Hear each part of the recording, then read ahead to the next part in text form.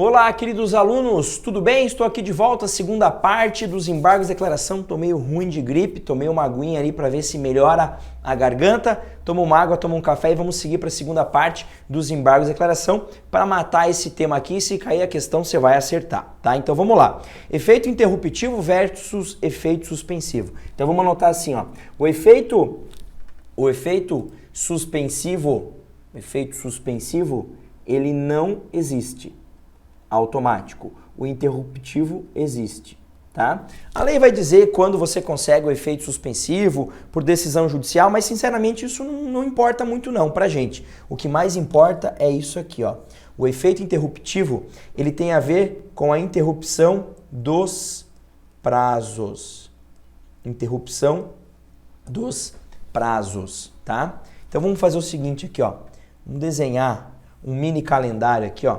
Só para você visualizar o que eu quero falar. Então, domingo, segunda, terça, quarta, quinta, sexta, sábado. Você vai fazer esse calendário na hora da prova, se você precisar contar prazo lá na hora. Deixa eu pegar uma outra caneta aqui, pegar esse vermelho e vamos colocar aqui algumas datas aleatórias. 1, 2, 3, 4, 5, 6, 7, 8, 9, 10, 11, 12, 13, 14, 15, 16, 17, 18, 19, 20, 21, 24, 25, 26, 27, 28, tá? Então pegamos um calendário aleatório aqui e vamos usar como seguinte exemplo. Vamos imaginar que no dia 2 você foi intimado de uma sentença, tá? Aí você fala assim, ó, sentença, você deu uma lida na sentença, você fala, olhei, parcial procedência, ganhei uma parte, perdi outra. Aí você faz o quê? Você vai lá e apresenta o teu recurso de embargos de declaração. Sabe por quê? Porque você percebe que essa sentença tem uma omissão. Você apresenta os teus embargos de declaração, vou mudar a cor aqui, ó, no dia 5. Então vamos contar o prazo junto aqui, ó. Você foi intimado dia 2, 1, 2, 3. Então, no terceiro dia do prazo, houve a interposição de embargos de declaração. Tá dentro do prazo? Tá, porque os embargos de declaração possuem prazo de 5 dias. Você interpôs no terceiro. A partir do momento que você interpôs, interrompeu o prazo. Qual? O prazo para outros recursos, tanto para você como para a parte contrária. Aí imagine que o juiz analisa os teus embargos e ele vai lá dar uma nova sentença, julgando os embargos. E ele profere essa sentença aqui, ó, e você é intimado dela no dia 10. Você foi intimado dia 10, tá? Aí você fala, lê a sentença e fala, ah, tá, ele sanou a omissão, ou ele acha que não tinha omissão nenhuma, mas eu não gostei dessa sentença. Eu ainda quero recorrer dela agora para o tribunal. Eu quero apresentar a apelação, tá? Qual é o prazo de apelação? 15 dias. Mas, professor, a sentença foi dada, no terceiro dia eu interpus o embargos. Ele interrompeu. Se interrompeu o prazo, parou e zerou. Ah, então dessa nova sentença eu terei novos 15 dias? Sim. E eu vou fazer em laranjinha aqui, ó. Então, 1, 2, 3, tá? Aqui eu não vou contar, né? Porque aqui é dia sem expediente forense. 4, 5, 6, 7, 8, 9, 10, 11, 12, 13.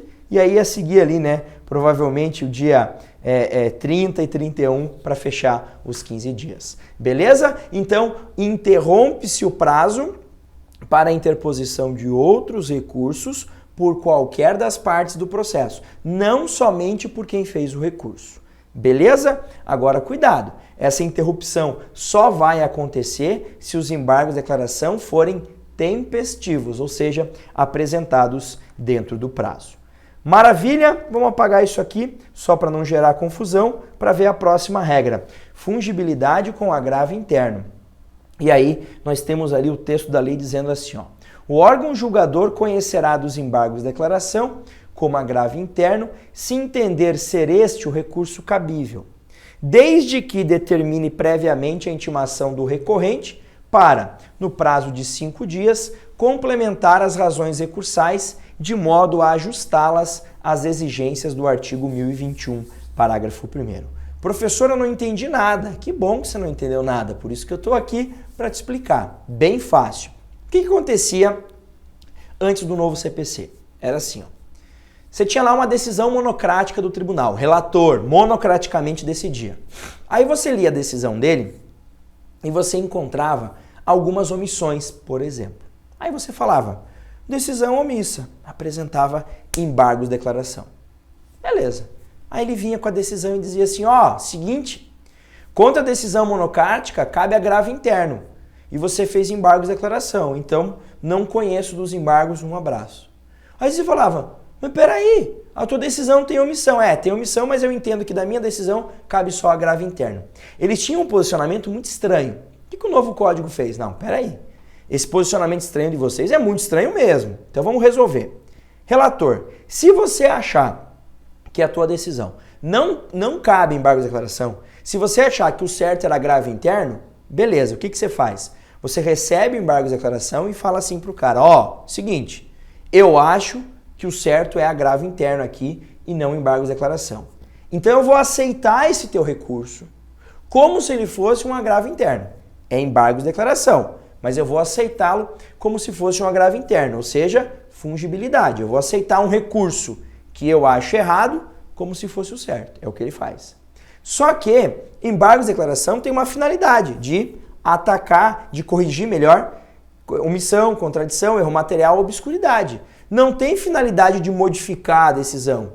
E o agravo interno tem. Então, por isso, ele tem que me intimar para que em 5 dias eu pegue aqueles meus embargos de declaração e dê uma adaptada e transforme aquilo nos embargos num agravo interno. Como? Faço uma petição adaptando, incluindo alguns itens. Beleza? Então, se ele quiser aplicar a fungibilidade, se ele quiser aceitar os embargos de declaração como se fosse agravo interno, ele precisa me intimar em 5 dias para que esse recurso se adeque, tá?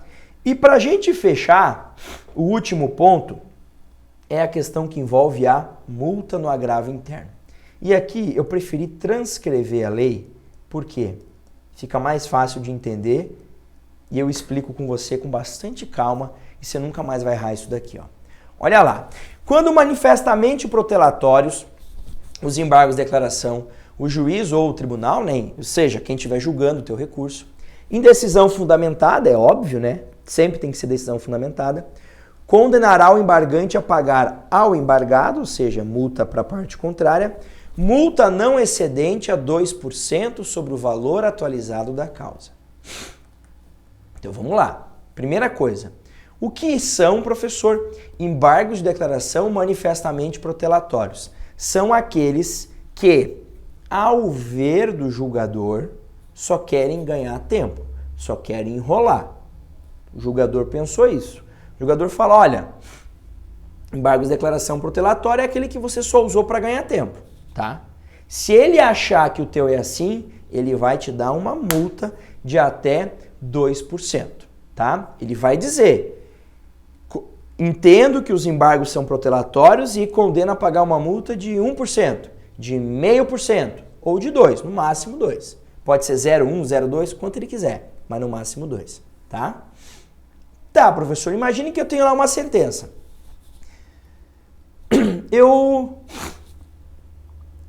Ele me deu a sentença, eu embarguei a declaração, ou melhor, uma decisão interlocutória.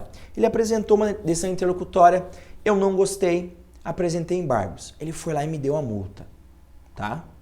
O que eu posso fazer? Você pode ficar quieto e deixar o processo seguir, tá? Se você deixar o processo seguir, você não precisa pagar a multa agora, você vai pagar só no final do processo, tá? Vai pagar, mas só no final. Não, professor, mas essa interlocutória dele é agravável.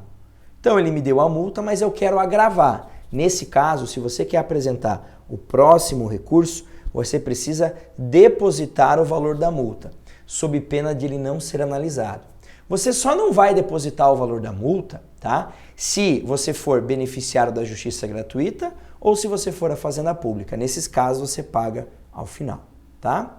Então eu tenho a opção de apresentar o outro recurso, que é o que eu acabei de falar, opção de não fazer nada.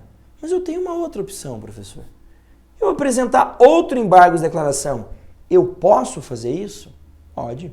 Se você continuar achando que a decisão continua omissa, obscura ou contraditória, você pode. Mas aqui vai uma dica de amigo, tá? Eu não faria isso. Porque se ele já me deu uma vez a multa, a chance de eu apresentar outros embargos e ele dizer que de volta são protelatórios é uma chance alta ou é uma chance pequena? Ao meu ver, é uma chance muito alta, tá? Mas você é teimoso, você apresentou de volta os embargos declaratórios. Olha lá o que ele disse. Na reiteração de embargos protelatórios, manifestamente protelatórios, a multa será elevada a até 10% sobre o valor atualizado da causa. E a interposição de qualquer recurso ficará condicionada ao depósito prévio do valor da multa, à exceção da Fazenda Pública e do beneficiário. Então foi o que eu acabei de te falar, tá? Então só esclarecendo bem, eu tomei a multa de até 2%, eu não pago agora, vou pagar só ao final do processo. Agora, se eu reiterar os embargos de declaração, eu tinha dito outra coisa para você agora, né? Estou corrigindo. Se eu reiterar os embargos de declaração protelatórios, se o juiz entender que de volta eles são protelatórios, essa multa de 2 vai subir até 10. Pode ser 3, pode ser 4, pode ser 5, pode ser 8, pode ser 10. E se eu quiser interpor outro recurso daquela decisão, eu preciso depositar o valor da multa, salvo se eu sou beneficiário da Justiça Gratuita ou Fazenda Pública, tá? Professor, dúvida que eu tenho. Se eu apresento um embargos protelatório, com certeza o segundo vai ser protelatório? Não, não tenho essa certeza. Outra dúvida que eu tenho. Eu apresentei 4 embargos. Certeza que um vai ser protelatório? Não. Às vezes você apresentou 4, nenhum é protelatório. Tem um caso em São Paulo que teve 29 embargos de declaração, nenhum protelatório, tá? Tem caso que um embargos já é declarado protelatório. Protelatório é aquele que o juiz diz que é protelatório e ponto final. Agora, olha essa última regra aqui para a gente fechar a aula. Super importante. Não serão admitidos novos embargos de declaração se os 2 anteriores houverem sido considerados protelatórios. Então eu vou lá, apresento embargos de declaração protelatório. O juiz disse que é protelatório, multa de 2%. Eu apresento um segundo, ele fala, continua sendo protelatório, a multa foi para 10%. Eu apresento um terceiro, ele diz, não pode. Mas eu apresentei. Se você apresentar, como ele não era mais cabível, ele não interrompe mais o prazo. E aí você vai se ferrar. Você tem uma sentença, embargou a declaração uma vez, ele disse que é protelatório. Embargou a segunda, da mesma decisão, ele disse que é protelatório. Se você apresentar de volta embargos, ele vai dizer, não posso aceitar. E se eu não posso aceitar, não houve interrupção do prazo. Quando ele te disser isso, muito provavelmente o prazo para você apelar dessa sentença já terá expirado. Então, muito cuidado com esse ponto aqui.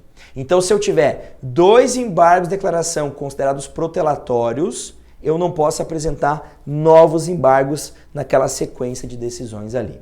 Beleza? Então, a multa começa com até 2%, pode subir até 10% no caso de reiteração dos embargos de declaração protelatórios. E lembrando que essa multa você só paga no final, a primeira multa que você toma, tá? Quando majorar para 10, aí você precisa depositar a multa se você quiser interpor outro recurso da decisão. Você só não vai precisar depositar a multa se você for beneficiário da Justiça Gratuita ou se você for a Fazenda Pública. Beleza? Tranquilo? Ó, com isso a gente fecha legal aqui o tema dos embargos de declaração, bem completinho para você, tá? Descansa um pouquinho e depois assiste a aula de peça dos embargos. É bem tranquilo. É uma das aulas mais curtas do curso também, porque não tem muito segredo, não tem muita moda para inventar aqui. Beleza? É isso então. Um grande abraço. Não deixe de ler os dispositivos dos temas, né? Sempre é bom a leitura da lei e leia o próprio instrumento de consulta do dia da prova, né? Não fica lendo na internet, lê o instrumento de consulta que esse manuseio ajuda bastante, beleza? E se ficar com dúvida, você já sabe, é só entrar em contato. Um grande abraço, bons estudos e até mais.